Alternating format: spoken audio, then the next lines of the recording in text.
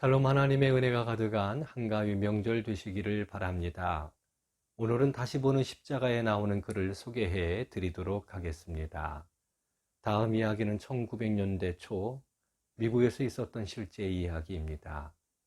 이 이야기는 참나무에 노란 손수건을 달아주세요 라는 노래로 음반이 제작되어 3주 만에 300만 장의 음반이 팔렸다고 합니다. 다음은 노란 손수건이라는 책에서 요약 발췌한 것입니다. 뉴욕에서 플로리다로 향하는 버스 정류장은 언제나 붐볐습니다. 생기 가득한 젊은 남녀 세상이 제잘거리며 샌드위치와 포도주 병에 가득 담긴 짐을 들고 버스에 올랐습니다. 플로리다의 노도데일 해변으로 향하는 버스였습니다. 그들 앞자리에는 몸에 잘 맞지 않은 허름한 옷차림의 사내 한 명이 묵묵히 앞만 응시한 채 앉아 있었습니다. 무표정한 그의 얼굴로는 나이가 짐작되지 않았습니다. 남자는 입술을 굳게 다물고 조잘거리는 남녀들이 무한해질 만큼 무거운 침묵을 지켰습니다. 젊은 남녀들은 이 심상치 않은 남자의 거동에 점차 흥미를 느끼기 시작했습니다. 그리고 멋대로 상상하기 시작했습니다. 뭐 하는 사람일까? 배를 탔던 선장일까? 아니면 고향으로 돌아가는 퇴역 군인일까? 워싱턴을 지날 무렵 한 여자가 용감하게 말을 걸었습니다. 포도주 좀 드시겠어요? 이렇게 시작된 대화에 그 사내는 괴로운 표정으로 자신에 대한 이야기를 시작했습니다. 난 빙고라고 합니다. 지난 4년 동안 뉴욕의 형무소에 있다가 집으로 가는 길입니다. 4년 전 아내에게 편지를 보내 오랫동안 가정을 돌볼 수 없는 형편이니 나를 기다릴 수 없을 것 같으면 나를 잊으라고 했지요.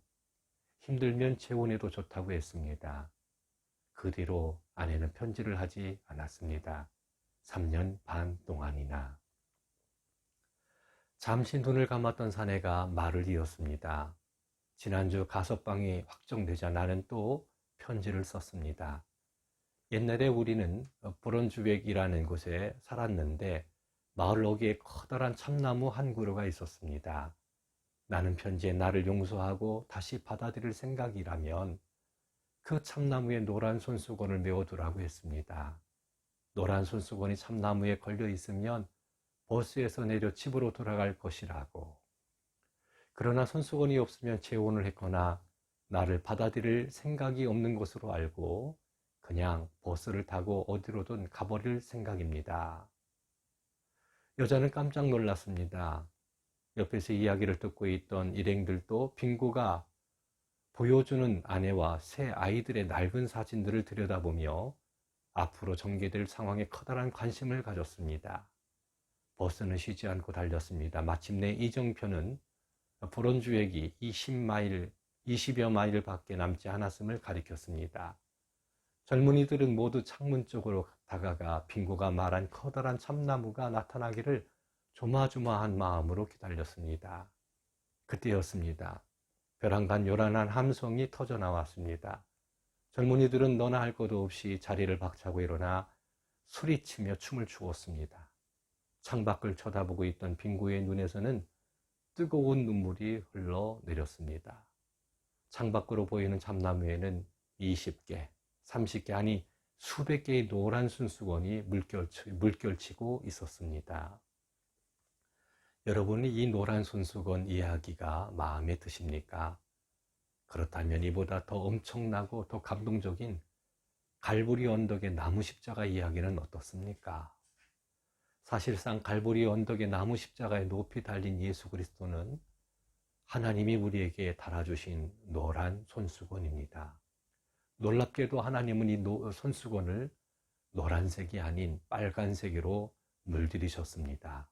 그리고 이렇게 말씀하십니다.